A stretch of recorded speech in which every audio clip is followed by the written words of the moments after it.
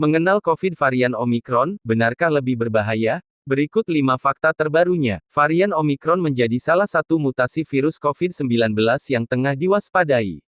Sebab, varian ini diketahui meningkatkan secara signifikan jumlah kasus positif COVID-19 di Afrika Selatan. Penurunan kasus konfirmasi COVID-19 di beberapa daerah, sempat menjadi angin segar dalam optimisme penanganan pandemi di Indonesia. Namun, beberapa waktu belakangan, dunia kembali dikejutkan dengan imbauan peningkatan kewaspadaan dari Badan Kesehatan Dunia, WHO. Imbauan ini berkaitan dengan ditemukannya mutasi COVID-19 baru, yakni varian Omikron yang ditetapkan sebagai varian of concern, karena penyebarannya yang cukup signifikan di beberapa negara, termasuk Afrika Selatan. Apa itu COVID-19 varian Omikron? Salah satu sifat alami virus adalah mengalami mutasi terus-menerus seiring berjalannya waktu. Tak terkecuali virus COVID-19. Setelah varian Delta beberapa bulan lalu, kini WHO mengumumkan adanya mutasi baru virus COVID-19 bernama Omikron yang perlu diwaspadai. Omikron atau varian B1.1529 pertama kali dilaporkan di Afrika Selatan, pada tanggal 24 November tahun 2021, meski Afrika Selatan bukan negara asalnya. Infeksi penularan COVID-19 dilaporkan mengalami peningkatan tajam di beberapa wilayah Afrika Selatan bertepatan dengan terdeteksinya varian baru Omikron. Penularan yang lebih cepat dibandingkan varian sebelumnya inilah yang kemudian membuat WHO menetapkan bahwa Omikron sebagai varian of concern, yang berpotensi meningkatkan risiko kesehatan masyarakat secara global. Hingga kini, penelitian terkait varian Omikron ini masih terus berlangsung. Benarkah COVID varian Omikron lebih berbahaya? Berdasarkan update terbaru dari WHO pada tanggal 26 November tahun 2021, mutasi yang terjadi pada varian Omikron bisa saja berdampak pada perilaku virus, termasuk seberapa mudah penyebaran dan tingkat keparahan penyakit yang ditimbulkan. Berikut ini beberapa fakta terbaru varian Omikron yang wajib Anda ketahui. 1. Penularannya Omikron disebut lebih cepat. Hingga artikel ini diterbitkan, belum jelas apakah Omikron lebih mudah menular dibandingkan dengan varian lain, seperti varian Delta.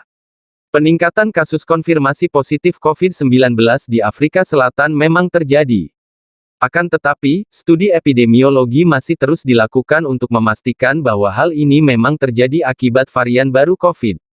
2. Tingkat keparahan. Belum jelas apakah infeksi virus Omikron menyebabkan penyakit yang lebih parah dari mutasi varian COVID-19 sebelumnya. Data awal memang menunjukkan peningkatan rawat inap di Afrika Selatan. Namun, lagi-lagi belum dapat dipastikan peningkatan jumlah rawat inap ini terjadi akibat varian baru Omikron secara spesifik. 3. Gejala Omikron. Banyak sumber mengungkapkan perbedaan gejala yang ditimbulkan varian Omikron dengan varian COVID-19 lainnya. Namun, dalam edaran terbarunya, WHO belum menginformasikan terkait perbedaan gejala Omikron dengan varian lainnya. Berdasarkan laporan, infeksi awal terjadi pada usia yang lebih muda, seperti mahasiswa dan cenderung mengakibatkan gejala ringan. Untuk itu, perlu penelitian lebih lanjut untuk memastikan tingkat keparahan dan perkembangan penyakit akibat varian baru ini. 4.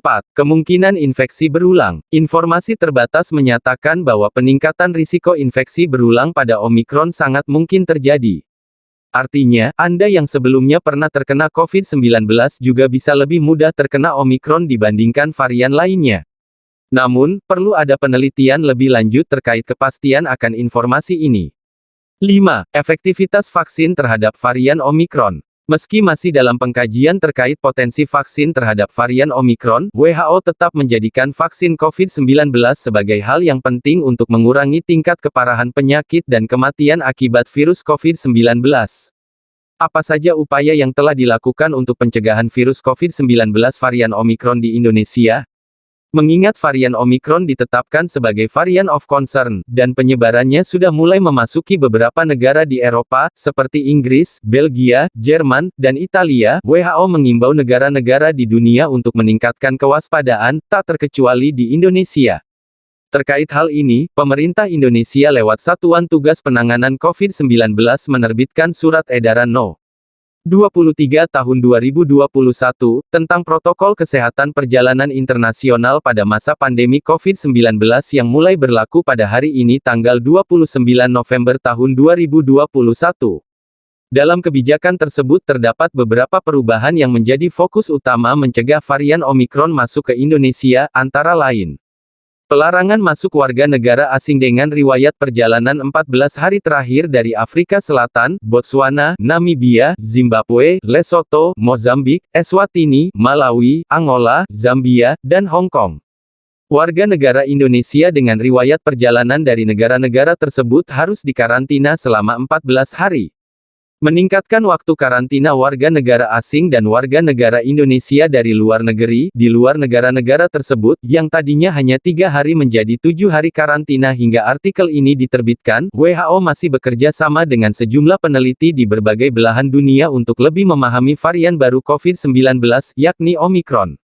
Seluruh negara diimbau untuk meningkatkan kewaspadaan agar mencegah masuknya varian Omikron ke negaranya. Tak hanya itu, menerapkan protokol kesehatan secara ketat juga masih menjadi upaya utama yang perlu dilakukan untuk mencegah penyebaran COVID-19. Ingat untuk selalu menggunakan masker yang pas menutup wajah, gunakan double mask, mencuci tangan dengan sabun dan air mengalir sesering mungkin, menjaga jarak dengan orang lain minimal 1,5 meter, memastikan sirkulasi udara atau ventilasi, hindari ruangan tertutup, hindari keramaian, dan terapkan etika batuk dan bersin yang benar. Anda juga perlu segera mendapatkan vaksinasi COVID-19 jika memang belum mendapatkannya. Vaksin COVID-19, jenis apapun, terbukti menurunkan risiko kematian dan angka rawat inap di rumah sakit akibat gejala berat. Demikian sekilas informasi mengenai varian COVID-19 yang terbaru, Omikron. Jangan lupa follow, subscribe, like dan komen ya teman-teman.